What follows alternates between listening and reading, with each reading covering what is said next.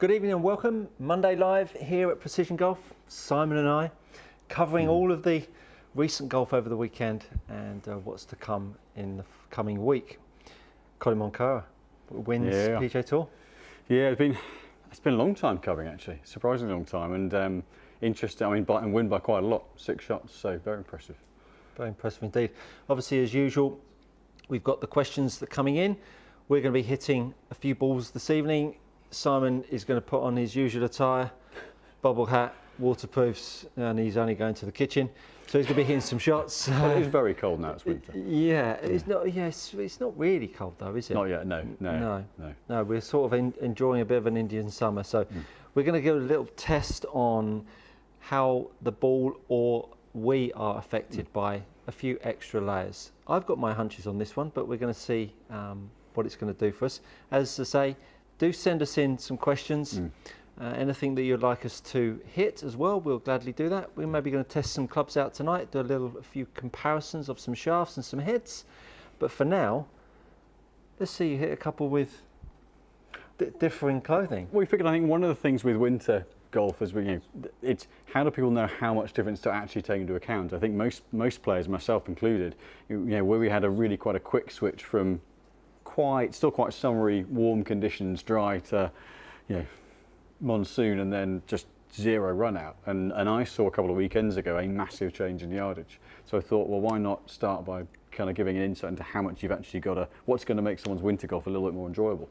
Yeah, I mean, I think this could be an interesting test because my gut feel is, I mean, obviously if you've got 30 layers on, a bit different. But I think bobble hat, we've got a couple of layers here. I don't think it's going to make any difference personally, and hopefully I can have a wear as well. But I think it's purely the cold that starts to affect us. The ball flight is down because of the weather.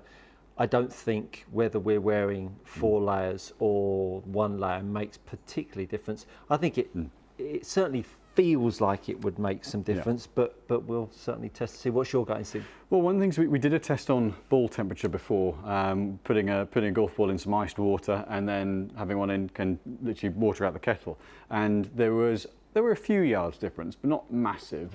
And certainly, having done other tests with the TrackMan on atmospheric, just where it just goes temperature, just the ball flight difference, there's a certain amount going from 0 degrees to 20.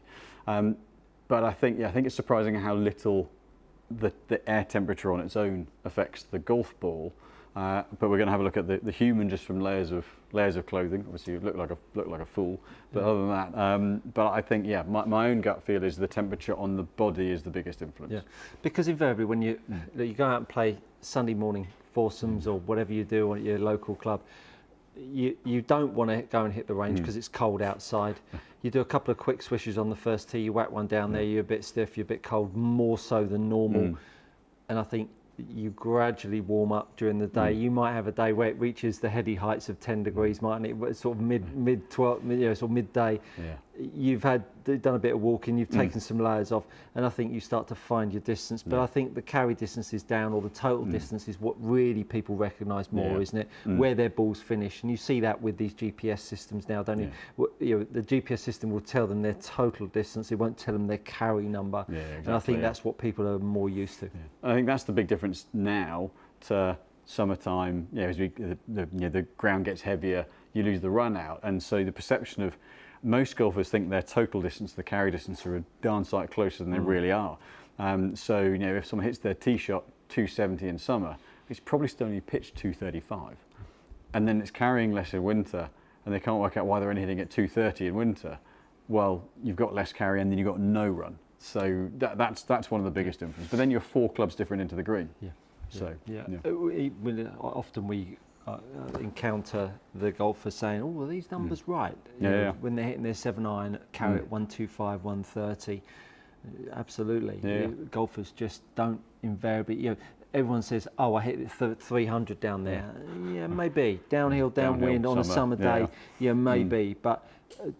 To understand what sort of club head speed 110 or more to carry at 300, if you're lucky at 110. If you're 110, you're not carrying at 300. So you understand that the amount of people that come in here at swinging at 110 is in a hand per month. and so someone playing off a 16 saying I whacked it down there 300, they're not carrying it 300, of course. No. So I think it can sometimes be a little bit of a bump down to earth when you see the TrackMan data, but ultimately it's the calculation of club head speed to ball speed, and you can't fake it, can you? No. We can fake the total number. You can get lucky, hit it on a sprinkler head, hit it downwind. Hit the down slope, you can fake that, can't you? So, well, let's see. Well, if I get a kind of reference point in to start with, relatively neutral. What are you going to hit first? I was going to hit driver, just because Are you that's what it's going to affect the most. He's obviously been hitting like 25, 30 minutes worth of balls before we've even got to this point. So he's fully warmed up. Yeah. I mean, the sound that was coming through the upstairs when he was hitting all these balls was relentless. But there you go. But actually, I guess that actually is a pertinent point, is that probably when it gets colder, the more important the proper warm-up is. Actually getting lower back moving, because if it's really cold, you're just going to hurt yourself if you go straight 100%, into hitting. 100%. So we've got a few comments coming in. Niels Axelson, our regular friend of the channel. Thanks, Niels. Welcome. Hi, guys. I'll miss most, if not all, of the live today. Have a good one. Well, whatever you're doing, Niels, it's obviously going to be really good, because who would miss this on a Monday night? That's all I'm saying. So you haven't even seen me look like an idiot when I'm about to wear. Right. Nice drop kick to start with. Yeah. I'm glad you hit those 30 golf balls before you. Yeah, look, I mean, it's playable. It's. I think what the key number here is going to be looking at the club speed side of it and see if there's a. Yeah, absolutely. Yeah, absolutely. 105. Let's give it another one or two just to.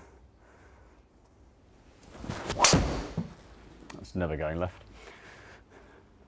We've got a question in from Richard Skinner. Hi, would you mind hitting a Callaway Paradigm triple diamond with a graphite design ADD eye shaft?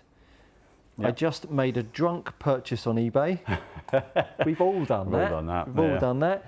The Paradigm head and I on eBay. The Paradigm head, and I am going to match it with the ADD eye it's shaft. The triple diamond.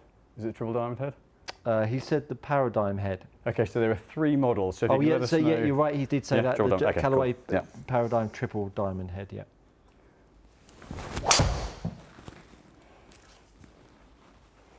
Okay.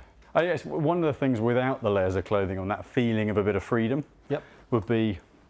At least I got one out of there at the end. Right. Yeah, I mean, 2 or 3 attempts, but then it's fine. Yeah. That's why I'm a range pro. 108. So 108. Yeah. Right. Let's tog up.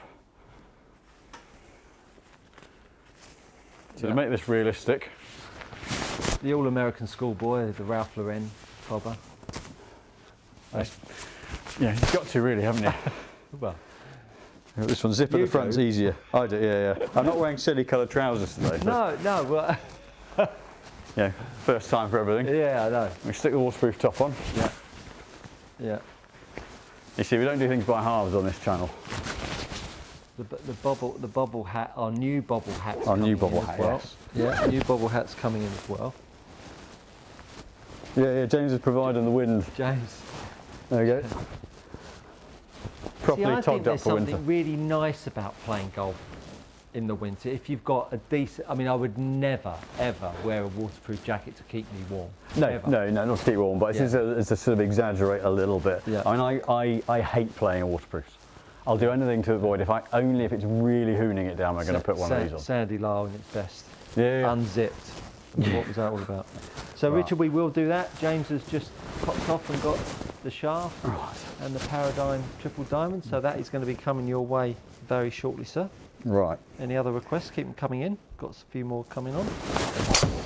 I think one of the feelings it'll be interesting. I don't think that will affect the club speed much, but is as you get to the top, I think what it does partly is it makes you swing shorter because you feel a restriction. Yeah. I mean, 2 miles an hour. I mean, and it's just. I mean, you were going hard at those ones at the end there. Yeah. So let's give you. Let's see you. Yeah. Definitely at the top, you can't push it quite as far. Yeah. You just sort of feel it right up, don't you, and give you a sort of a slight wedgie. Yeah, just as it pulls up. The armpit wedgie. Yeah, that's right. Yeah. 107. Yeah, so nearly. So it's the same. Nearly there. It's the But the the control sensation. element goes. So I think the swing you'd go back to. Oh. Need to be pinned to something external. Just had a message from the wife. Simon, move your mic. Thanks, Kate. Oh, talking of Kate, Kate did very well at High Rocks Birmingham. You got the mic. Yeah. Yep. Can you explain? Yeah, absolutely. So High Rocks Birmingham, big event. 120 women pros. 120 women pros, overall pro winner. Yeah. I mean, over 2 minutes. 3 minutes. Yeah. 3 minutes she won by. Yeah. I mean, formidable. I mean, if you go out and check on the Instagram for High Rocks, this is not down some local gym. I mean, they've taken over. I mean, if I keep this amount of clothing on, I'm going to sweat enough off to look ripped like they do. They are in huge arenas with ridiculous amounts of people. Yeah. It's an incredible accomplishment. Yeah, it's Incredible accomplishment. Yeah, she's gunning for top global top 15 this year. Yeah, Domination, global Elite domination. 15, actually, yeah, Elite 15 is the goal, and we all wish her luck. So I'm going to do one that's a little more the swing that I'd be comfortable with all of this get up on. So definitely a little quieter, just to feel like I can move comfortably. Yep. Well, as I So say, back in play. yeah, But we'll see how much, if I don't any think real. it's, So 2 or 3 miles an hour, but some of that is just me feeling comfortable. yeah, but you were going hard at it with all the. The second one, the one before, I gave it an absolute. With this stuff on, but I'm now going to I take. didn't see a smoothie coming out there without the clothing. But I think, look, 2 miles an hour, Which one's it clipped to? very little in the way of difference there. So, golf nerds, since we're talking about change in the seasons, do either of you use any golf GPS apps that include plays like recommendations with wind, temp, elevation? If so, any favourite apps? Well, that's more of a question for Simon because he plays about 15 times a month. Wouldn't it be nice? Wouldn't it be nice? Yeah. If I had my time again, I'd be all over these Arcos, golf, game golf, all of these various GPS apps. I think they're fantastic for giving you insight into your game, all of the various attributes, the weaknesses, your dispersion. Me personally, I don't do any of it, but only because I don't play. It's one where I think the apps and they're good for getting your baselines, but actually then there's baselines in terms of your yardages and dispersions. They're good for all of it. I mean, when I was playing, I knew my miss was a hook, so I was going to miss left more than right. And if I've got the distance wrong of missing long or short, it's because I've miscalculated the clubbing. I think what's good, there are a load of the not launch monitors, the lasers that have a slope adaptation. You can't use them in competitions, but if you're playing, so for example at St George's Hill where I play, there are a lot of elevation changes. So in practice, one second. Let me just pick that name up you've dropped there. That's what, just like your Sky Sports stuff. Yeah. I never mentioned that. Yeah. But there's all that. There's so much elevation change that actually in practice, working out what the clubbing differential is. So it's 7 or 8 yards, 10 yards, uphill, downhill. You can then go and play courses and competitions and know what your clubbing is, race based on a flat yardage. Yeah. So I think there's so much data now. Sometimes for a lot of golfers it can be a bit overkill, I think simplify it down and get once you have your base stats, then okay, you know what you can go away and work on. But I think with all of the units, they have an opportunity for you to use the strokes gained and tailor make the improvements that you need to make to go down to your next marker. So if you're 16 handicap and you want to play to 12, it'll bespoke all of the data and show you what you need to do to get down to a 12 handicap. And I think that's a really good thing, and I think that gets you down the range with an agenda of what to practice on. I think more than anything else, going down on a February evening when it's -2 and you're looking to work on something that's going to help you for the season instead of just aimlessly going down there and smashing balls away. I think going down there with an agenda of what's going to have the biggest dent on your game is really useful. I think, as you say, for those who are effectively practicing on their own and haven't got a regular coach, or I think that giving you that direction, that's actually the biggest value, I think. Yeah. John actually, he says when the ground freezes, you can just bonk something down there and it'll go double the distance of normal because of all the roll. Absolutely, John. Michael Barber, crazy as it sounds, I don't mind the winter golf as it makes us look forward to our trip to the Algarve in January. Agreed. Very true. Agreed. Very the true. Algarve is a great destination. Whereabouts do you go down there, Michael? Love to hear from you on that one. John, actually, do you work with precision kinetic shafts like those Kyle Breckenridge plays? So if it's Carl, if it's the Patterson shafts, they're generally we haven't done because they're in a lot of their products being kind of originally long drive oriented, but there are only so many products that we can actually work with. So we've got to have a coverage, a broad coverage, and also where there's good supply, and there's lesser supply in the UK than there is in the US on those. So it's not a shaft that we've brought into our matrix yet, but they are good. Richard Skinner asked about the Paradigm triple diamond. Let me pop that together whilst we're... Should we get that built up while we're talking? John actually asks, how about the Bridgestone E9 long drive ball? Would that help in the cold or not? I think what you're looking at is a product which is designed for long drive players. I think these are, what we mustn't forget is these players are at 150 mile an hour club speed. That's more than most players' ball speeds. So looking at what they're doing and trying to relate it to everyday golfers, irrelevant. Couldn't be less relevant if you tried, other than the fact that they're not playing the stiffest shafts like they used to.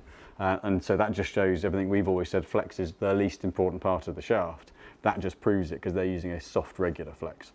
But things like the golf ball, they're using them solely to hit the ball a long way. And what you will give up is around the green control with those sort of balls. So there is a payoff with everything. David Edwards, can a shaft affect shaft lean delivered loft for a person who presents loft, or are strong lofted irons the solution? The answer is yes, but indirectly. So the shaft itself won't bend enough to make a massive difference. So stronger loft is always a key thing.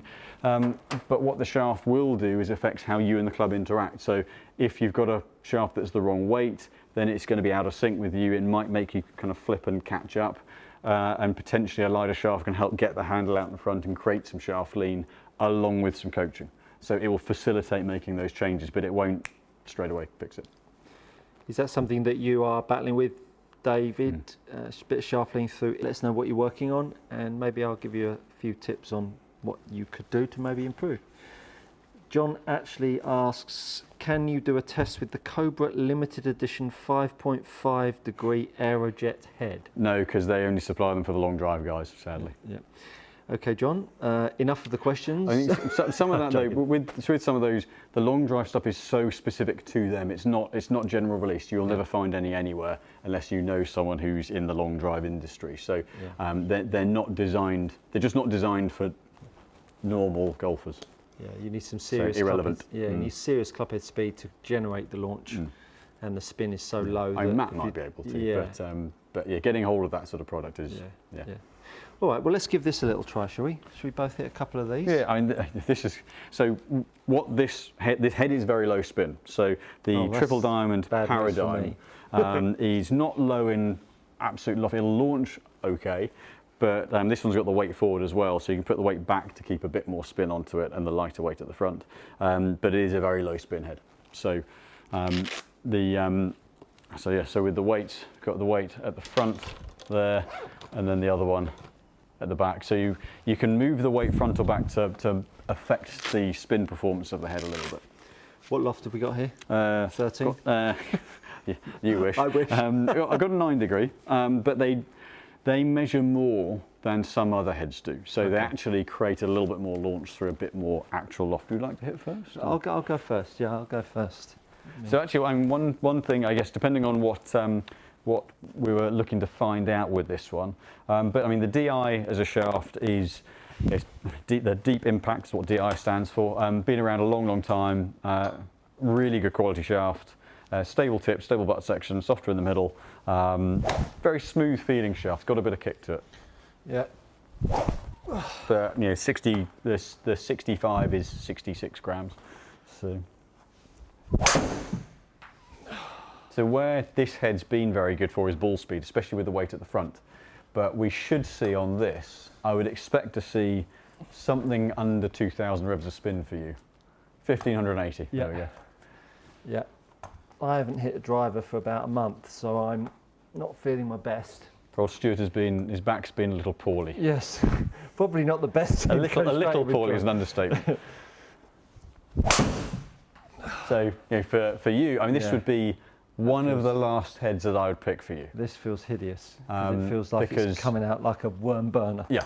So, if you are not a high spin player, which Stuart isn't, I mean, that's run like a scalded cat. Yeah. So you've got 60 yards of run out of that, but you've got 1,600 revs of spin. Yeah. So good ball speed, smasher 151, ball speed 154. You know, that's proportionally really good ball speed, but there's just not enough flight on it for you because you're not a high spin player. Okay, I'm going to try and become a high spin player. Immediately, just going to turn it on just like that. So you can see, yeah, much more launch angle, and that will now stay in the air, whereas your normal swing, it's knuckling off. Yeah, let's get one more of those, and then you can have a go with it. See if I can get one of those. Yeah, you got 2.8 out of that. So again, good contact, got launch up, carried 247. Yeah, okay, right.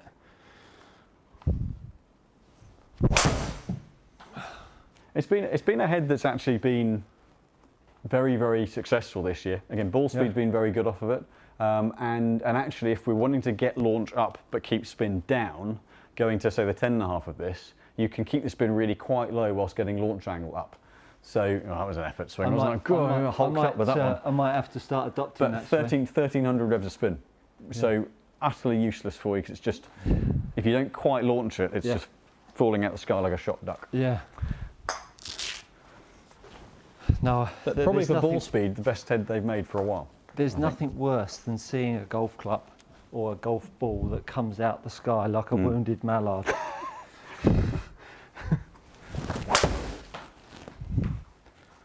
So, and this is where for me, this has got a reasonable bit of loft on the head for me. Yeah. Relative to what I play the 8 degree TSR 3 and you've got the 10 degree TSR 2. That's it. Yeah. So, you know, that one, even though it's launched, so it's got carry because it launched up, it's still got 1,700 revs of spin. Yeah. So it's, I say, if you're someone who spins it, but has good amount of speed or a good amount of launch as well, this is a very, very good head.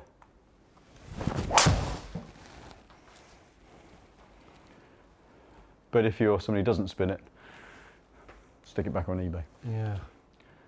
Let us know how that works for you. Up and out flight. Richard. Oh, yeah, I've got 2,000 revs of spin on that one. Is that something that's going to work for you? Do you know if you're a high spinner, low spinner golfer? If you're a low spinner, as Simon said, get that back on eBay. David Edwards asks, can a low compression golf ball work in the winter? So, if it gets very extreme in temperature, then yes, a harder core ball like a Pro V1, Pro V1X, it's not going to load quite as well, but also the club speed's going to drop. If it's that cold, you're not going to generate as much club speed. So it will feel softer, it will feel nicer off the face. Will it go that much further? Not necessarily. It also won't spin quite as much, which when the ground's soft matters less, it's going to plug anyway. But might actually lose you carry, a little bit of carry potentially with the driver as well. So there's like always, there's always pros and cons to but it'll feel better when you thin it. Thin it, for sure. Yeah, the good old player golf balls. Yeah. Nasty thing. Michael Barber says he heads down to Dom Pedro collection at Villamora. Lovely. It's a beautiful place down there. If you've not been, go check it out and maybe go tap up Golf Escapes, our trusted travel partner for any help with your golfing. You should spend every January down there when I was playing. It was lovely. Great. Yeah, it is perfect. Michael Barber, Michael said about Dom Pedro. David Edwards, yes, just got a launch monitor and seem to launch clubs high and don't appear to hit down on the ball much. 6 iron around 20 degrees. Look at TrackMan averages for tour and they are a lot lower. So he's struggling with angle of attack. So maybe we'll talk about acquiring some angle of attack in a mo for you to hang around. Norwegian Warhound is in the house. Winter golf in Iowa means snow and finding a launch monitor. Yeah. Fall golf means 3 balls lost per hole due to leaves falling. What should you look for in a good launch monitor? Got access, not TrackMan.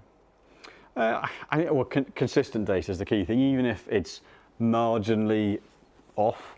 If it's consistent, then you've got something to work with. And if you know what your base numbers are, you can always make an allowance for that. So they're improving a lot. Things like the R10, FlightScope Mevo. I think the Garmin's the R10. They're much more kind of home friendly, cost friendly, and they're pretty accurate up to a certain point. So anything like that, it's still relevant practice data. So anything's better than nothing. Yeah, as you say, a sterile environment, making sure that it's always the same is really important, because if you're doing some work on your game and then you're using the same facility, you're at least seeing some trends in ball data. And again, just make sure you're using the same balls as well. Take your own dozen golf balls down there, dedicate them for your practice during the winter. You'll get a winter's worth of use over them, and it'd be 40, 50 quid, $60, $70 well worth spending on a dedicated ball for your practice. That would be my advice. Tommy Shanks, well, if you're a golfer, which you obviously are because you're tuning in, sorry about your surname, non-club related, any suggestions on winter trousers? Well, let me tell you, he is the man about winter Something trousers. that beads water off. I kind of, I don't necessarily have specific, winter trousers, I'll often use, long johns under waterproof if it was that cold and wet. A lot of the trousers now have a bit of tech in them. They've got some stretch in them, and they'll bead any moisture off. Whereas the old school trousers used to suck water up from the bottom up, like osmosis. So something that's actually got a bit of stretch in it will generally have a little bit of anything like a Joe Lindbergh, or I've got some I've got some Vineyard Vines, which are very nice. But know what Vineyard Vines are. But they're all better now than they used to be, because they're not going to get kind of dark marks up to your knees from wetness. So stay out the rough. There's a key. There's a key. That is a key.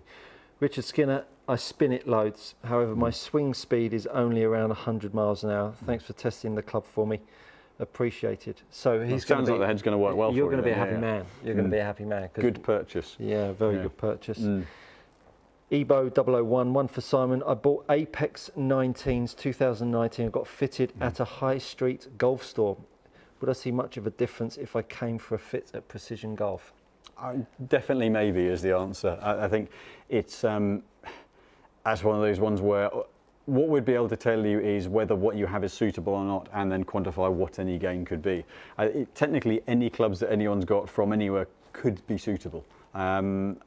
But what it would allow you to do is to have the confidence that they're either spot on, or actually know that there could be a dispersion improvement or a distance improvement. But unfortunately, it's one of those ones that I just can't answer, but would be able to give you absolute certainty that you've got what's correct for you.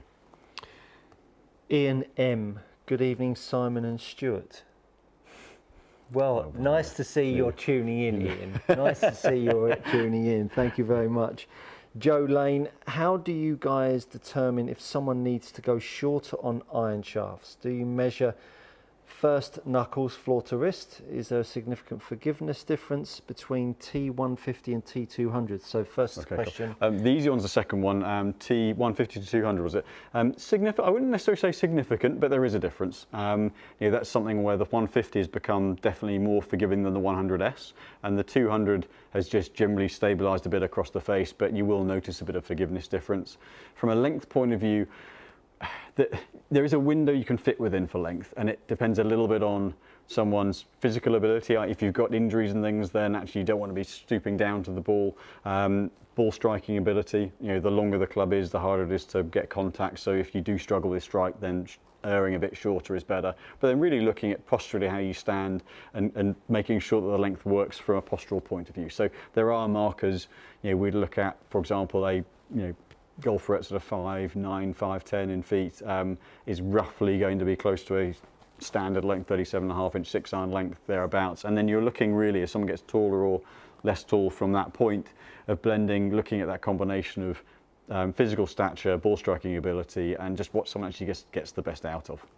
Yeah, it's quite a good question, because what we're doing here is we're leaning on experience and expertise over years of fitting people, and I want to pick up on a point that I think you've been very conservative with your answer about a high street store fitting experience to one here. If you've not checked out, I'm not a fitter, I'm a coach, for those of you that are tuning in. If you've not checked out our online content for fittings, I think you only have to watch 5 minutes of that to see the differences between what we do here and what they do on the high street. I think the point is that leaning on the experience of the fitters, it's like the old adage of anyone can make an omelette, but you're going to get very different omelettes depending on who you see. When you're watching someone swing the golf club, you're fitting the weight, as we've talked about so many times, but also that weight will tie in with the length of the club that you feel is worthy address, right? With the length of the club and such. So it's all part of the ingredients that go into fitting that individual with the golf club. So to say how do you fit someone's length of club, I think there are loose guidelines, but I think we are professional enough to know what we're doing, how we're going about the whole fitting process, to not just blanket everyone at 5'6" has a club this long and so on. Even within those parameters, there are base markers that you start from, but ultimately, you're going through the process of looking at, how does someone move? Do you have long legs, short arms? Do you have injuries? How do you stand to the ball? What sort of swing plane are you using? And everything that everything goes in the melting pot, and you get to the right solution for that person who's in front of you at that point at the end of it. So Tommy Shanks, Joe Lane, T150 200, you answered that one. Tommy Shanks, controversial, I like that. So where are we going with this? What is the course you have played within the last year for the first time you were most disappointed with? San Lorenzo for him. Okay, that needs money spent on it. Yeah, I can understand that. It's a beautiful golf course. It's very 1970s. Yeah. Very similar to the way James dresses, sort of 90s, 70s whiff about it. Oh, sorry. We've got to go to an ad break. Cut. I would agree. I think it was so highly ranked for years that I think the expectation level is so high that you kind of go, was that a bit? I'm trying to think, what have I played for the first time? I've got one. If you've got one, I'll have a thing whilst you say. Swinley Forest. Okay. Everyone jumps up and down about Swinley Forest. I mean, if you've never been to Swinley Forest, it's a beautiful. I mean, I'm never going to be working back there again, but it's a beautiful golf course. You drive in, and it can't be a golf course down here, and you hear such great things about it, and you sit on the veranda, and it's a nice golf course. But you hear so much about Swinley Forest, and when I played it the first time, it was. It's okay. I mean, it's no better than the Berkshire. It's no better than a Lip Hook. It's no better than your place. And Lip Hook, the old course Lip Hook, there's two, Old Thorns, but Old Thorns is a cracker as well, some real gems of holes. These golf courses, I think that fraternity of courses, I'd even bring Sunningdale into that. I think they're lovely golf courses, but Swinley was always in the same. It was always put up into the air. Yeah, in the same group as the Sunningdale, and I just wouldn't. That was a big disappointment for me over the last few years that I've played. I'm trying to think where have I played new. I've not really played anywhere new recently. No, and that's the trouble, right? When you're sort of mid-50s like yourself, it's been a while since you played a new golf course. Very true, very true, yeah. No, joking. So Tommy Shanks, you still haven't mentioned about the fact that, what's your middle name, Tommy?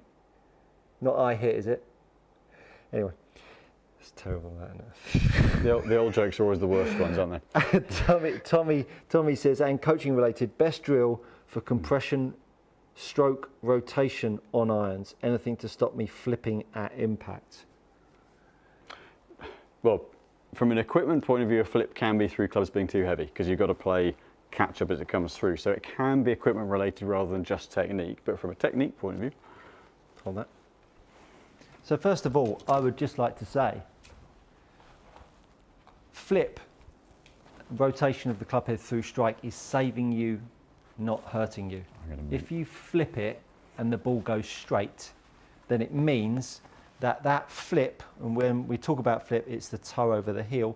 If you're talking about the toe over the heel, that is a safety mechanism. So if you took the flip out, and you didn't allow the toe to overtake the heel as you hit it, you'd be wanging it off down the right-hand side. So my first recommendation is don't work on the flip, because the flip is symptomatic of something else. First port of call for me would be your hold, most notably your left hand. Get the club a bit more in the fingers with your left hand, and get your left hand with a bit more of a crease in here, because that way, if you flip it, when you come into strike, you then be whacking it off down the left hand side. You only would have to do that a few times before, that really was left, wasn't it? Before you'd then be feeling the old fashionable Tommy Fleetwood finish, and you'd end up start hitting it straight. So I would go with a stronger left hand hold and then work on the old sawn off finish, and those two things might work out for you, and that'll give you a bit more compression, because compression is ultimately less dynamic loft with a little bit more down force on the golf club. Shaft lean, but shaft lean is always considered as sideways. You need to think of it as more down. Both of those things, the grip and the pressure underneath your chest, will create pressure on the golf ball, which will stop the flip and make you hit it further. If you want to find out more about that, shameless plug, go head over to my channel, Stuart Cartwright Intel Golf Performance, and you might be able to learn a thing or two. Just make sure you've got a nice big brush at home as well. Yes. Question for you then, what, in terms of golf terminology, what is the most inappropriately used phrase when people talk about the golf swing? Over top. Over the top. Because people think over the top is the cause of their slice. And when people talk about over the top, they talk about right shoulder. They talk about my right arm, my hands coming over the top. Well, if I got to the top of the backswing and I made my right shoulder move forwards, and let's put that golf ball down there. I made a backswing. I made my right shoulder move forwards, and I moved my handle out to the golf ball. That club head is still inside of the ball to target line. Agreed? It's not over here, is it? So it's over here. So I could still actually hit a draw. I could still approach the golf ball. That was a poor demonstration. I could still approach the golf ball from the inside. So the handle could be over here. I could still strike the ball and still hit a draw to the target. So the over the top for me, Takes talent to do that, doesn't it? over the top for me is always the one that people get so wrong. And I did a video with a camera on the top showing the track of the handle and the head, and it really gives you a very different perspective of how we see the golf swing. So that for me, the over the top is the one. And I would agree in terms of what the bit that people think when they hit a shot left. Most players think, oh, I came over the top of that one, but the most of the time we can prove that the path's in to out. Absolutely. And so it's actually the right shoulder comes up and the face flips, rather than they've cast it and chucked it over the top. So we've got a comment from Tom Ashmore. Tom, thank you for tuning in. Got to hit my new clubs fitted by Simon this weekend. The drive was amazing. Best driver I've hit in years. Thank you very much. Well, let me pat you on the back there. Just you know, I would clap if I didn't have the iPad in my hand there. What have we got here? So John, actually, triple diamond heads may work well for players with really fast swings and low single-digit handicaps. Well, I'm a low single-digit handicap. Well, I'm actually a bit better than that, and they don't work for me. So not necessarily the case. It's really getting back to dynamics, right? At the back end of that comment. But not for most golfers. Buyer egos lead to mistakes. Get fitted at Precision Golf. Absolutely. But I think that the buyer ego is something that's diminishing. That's something we've seen over the years. I think it used to be players were scared of high loft and soft flex, and now actually it's almost the other way. I think more players are scared of going too low loft and too stiff way more than they used to be. So that's actually one thing that's been good over the years. People have got more tuned into not just playing the ego driver. I think when you've heard about people like Matt Fitzpatrick having so much loft on their driver, various golfers over the years, Monty was quite good for that, wasn't he? He was quite a good guy. You know, hit the fade. Everyone thought fade, you can't win with fade, terrible. Golfers have really sort of pushed aside this myth of you need stiff, you need 9 degrees, you need X, Y, Z. because that's what the best players in the world use. Yeah. The reality is there's been golfers that have been hanging out between 50 and 80 in the world or order of merits that have been using equipment that you would, if you saw it on the driving range bay and you pulled it out, you'd go, well, whose 16 handicapper golf clubs are these, right? Yeah, some knackered old things that are out in the range. Yeah, but they know what they do and it works ultimately. So. Absolutely, because there's a real difference, isn't there, between us going out on the weekend and wanting to shoot a good score and the guys going out every week trying to make a cut and pay their mortgage. They just want to use what absolutely works for them. Yeah. And ever since we had TrackMan, you know, when you're starting to talk about delivery angles, loft angles, dispersions, consistency, as long as whatever the fitter puts in their hand hits a number and keeps on hitting a number, it could have lollipops on it, right? I mean, it's something that even the pros who always used to be, oh, I want to see this flight, I want this, I want that. They now, if they know it's better, they're going to play it 9.5 times out of 10, unless they're really stubborn and just don't want to see the truth. But now I think you're starting to see, look at Justin Thomas going lighter in shaft, longer in shaft length to just get more speed because that was his focus.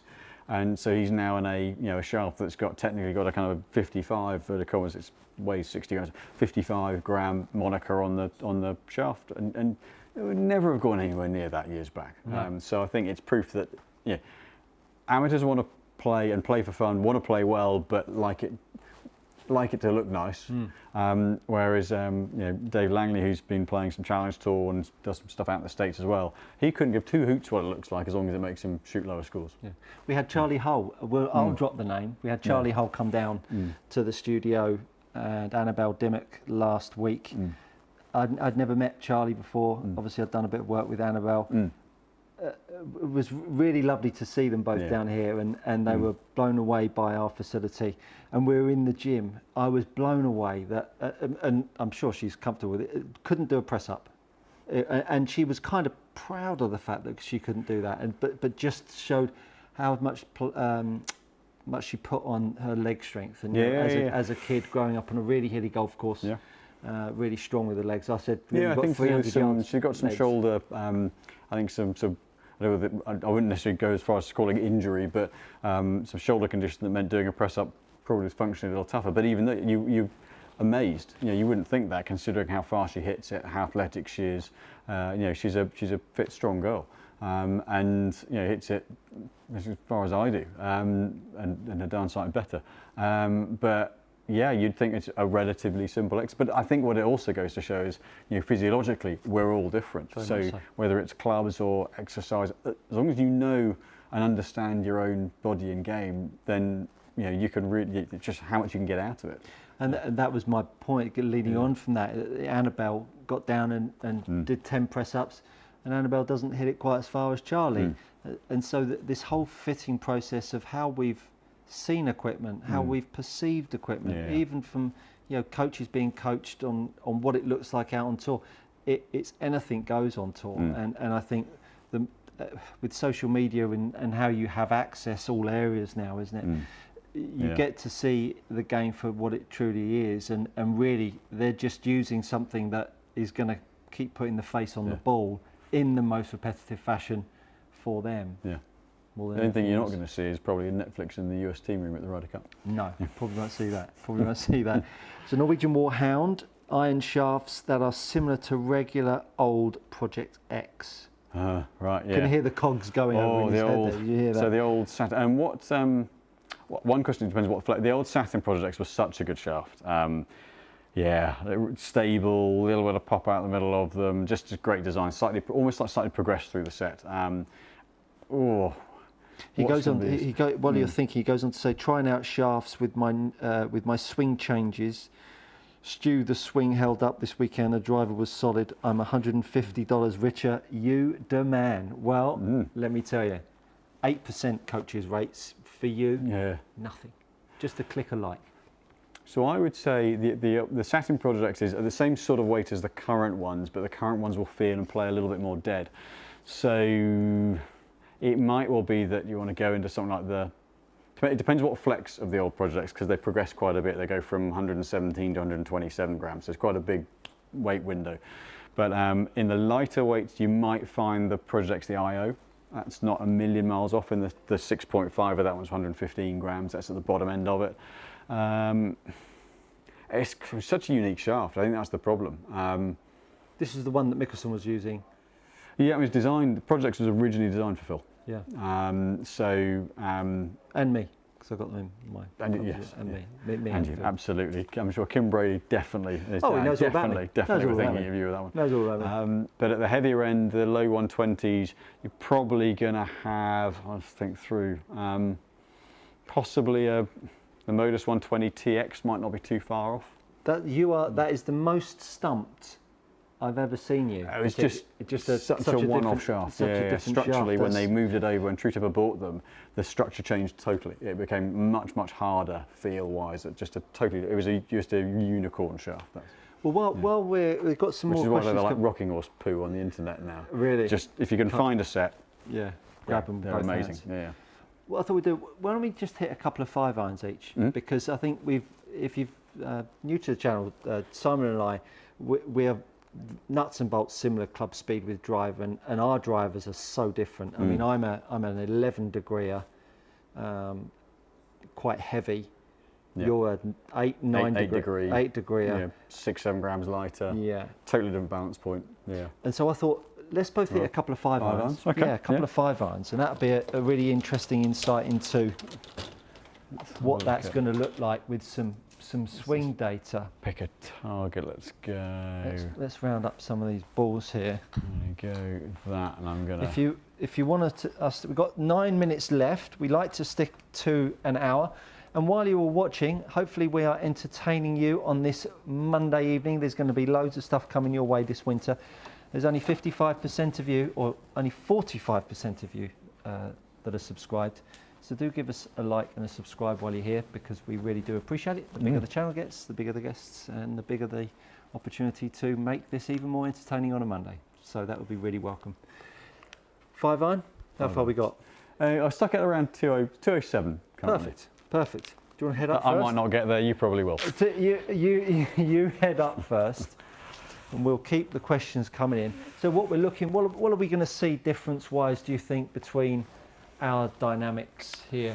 I think you're likely to be, well, it depends, they're slightly different lofts, so my lofts are stronger because our flights are different, so just like the drivers. Yeah. So hopefully not dissimilar in terms of spin. It's just a case of where that spin relative to launch gets to. Because I've gone back to traditional lofts with my irons. Yeah. So I'm probably, a couple of degrees? So my 5-irons are at 25.5. So I've strengthened them a bit to get 4-iron, almost a 3-iron loft. Got it. As well. Got it. Okay. Just to cheat a bit of yardage. So what? So my sort of 2 or 3 Yours degrees? will be 27 or so, yeah. Okay, so I'm 3 degrees or so. Couple degrees, yeah. 1.5, 2 degrees, yeah. Okay. So.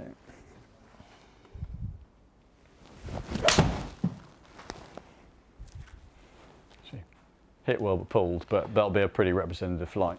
Tom Ashmore asks, thanks for the question, Tom. He asks, what has been the best-selling driver for us in 2023? Probably G430 Max. I mean, it's very close between the Titleist range and the Ping 430s. I would probably say as a single model, really tight between TSR 2, I think, and 430 Max. Yeah, or 430 because the Max hasn't come out yet. Interesting. So I'll give that one more whilst we're. So what are you wanting to evaluate on the 5-iron? No, I just thought it'd be interesting to see what we can change some of the data points. Yeah, I think it'd be interesting to see maybe just launch angle and height. Yeah, because I'll do angle of attack, launch angle, height. Yeah, I'll add those in. Perfect. Because I think height is I went close to that one though, by the way. I tried not to see that. So pop up some angle of attack. Angle of attack. I'll take out. We don't necessarily don't need smash. Delete. Keep the spin on. The total.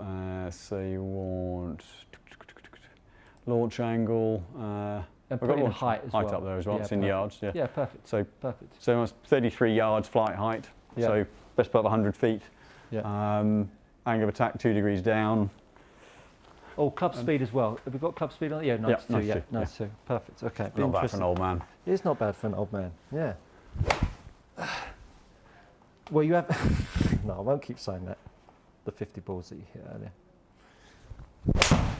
Oh, that's a bit. Well, you've got a golf trip coming up, then you've got to practice, haven't you? It's a bit left. I've got a golf trip. I've got January. I haven't got any golf trips away. No, I do though. Oh, you do? Where are you off to? I might be off to Mauritius. Oh, yes, you are. Of course you are. You're all deserting So us, that'll be aren't you? in a few weeks' time. I'll be red and sunburned, Of course you like are. a true Brit. Look, So yeah, so okay, that one turned over a little bit. yeah, So let's go. a little Let's bit go straighter. again. Let's go again. Let's go again.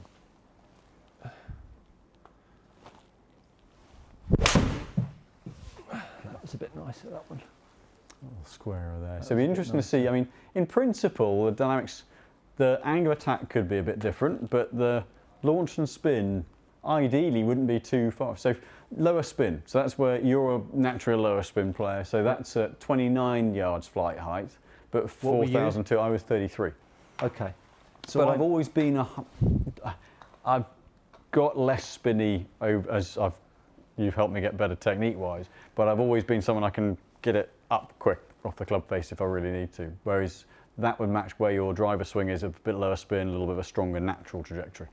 Yeah, I mean, it's something, you know, as the irons get longer for me, I think that's where the hybrid has been a nice acquisition, going from 4-iron to hybrid. I've never had a hybrid. Yeah. And Mark here, pal of mine for over 20 years, he said, you got to get a hybrid, get a hybrid. And boy, is it just like the best club ever. If it's like 4-iron or hybrid, I'll go with the hybrid, thanks. You can just you can see flight easily. Absolutely, yeah, rather than when you get 4-iron, slightly scruffy lie. Yeah. It's okay in the summer, isn't it, with a bit scruffy lie. Yeah, you can get it. the rough doesn't give as much popping. resistance. Yeah. Whereas this time of year, Let's see you hit. this time of year, it gets, I mean, Have you got a 4-iron, Simon? I do, yes. Yeah, grab your 4-iron. Let's have a little look, see if that changes a little bit as we go something slightly deeper up into the lofts. So this one's at 22 and a half, that I do know, because I tweaked it earlier on. Tommy Shanks asks, opinions on Autoflex. Just plays like a SR Flex shaft, or more to it than just that? Then more to it than just You that. nearly bin that. More to it than just that. It is a lot softer than SR Flex. It plays very soft. But as a result, because it's that soft, it creates a lot of shaft droop and a lot of twist at the bottom.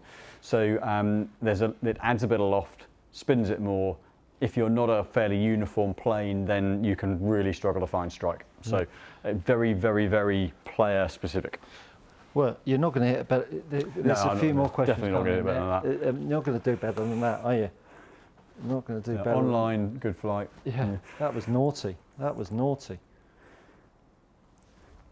So Alexander Ward, currently using G425 irons now. Now, if this is the same Alexander Ward who's booked in fairly soon, I'll be seeing you soon. Despite them having strong lofts, I find they launch much harder than I'd like. Like to be a technique issue, or are they quite high launching irons despite the lofts? They are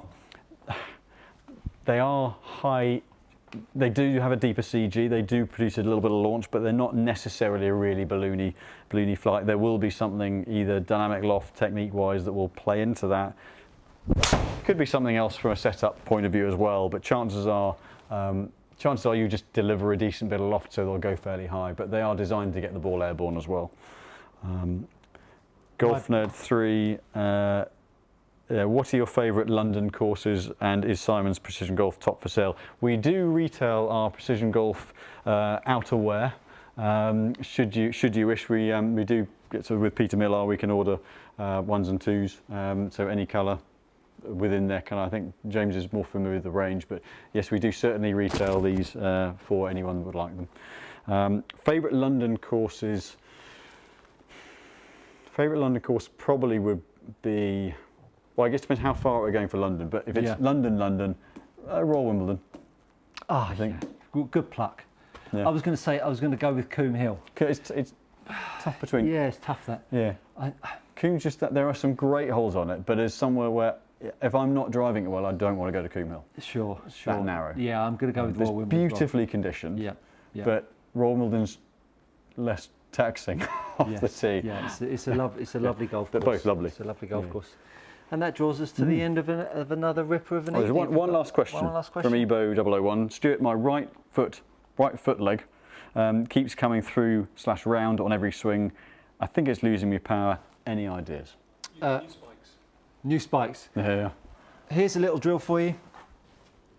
and this might blow your mind. James put up the link to my YouTube channel. Thank you very much, James. He's on commission. To stop your right leg from firing too much, and this might blow your mind, make a backswing, and as you make a downswing, step to the right and follow through. So you're going to go up to the top as you pull the club down, step to the right, which will make your left leg fire, which will make your left side open up and actually make your right side come around. And then when you reach a sticking point about here, your right foot will lift up. So to run through it, up to the top, step back, make a through swing, and then your right foot will lift up. Do that a few times and you'll start to feel that left foot get a little bit heavier in the downswing and make your body rotate a little bit more. Never knew you were into line dancing. I do a little bit of Morris dancing as well. On that note, Colin Cornfield, roll on Mauritius. I will see you in about 10 days, Colin. Look forward to it. From Simon and I hope you've enjoyed this evening. Give us a like and a share, and we look forward to seeing you next Monday. Next Monday. Take it easy.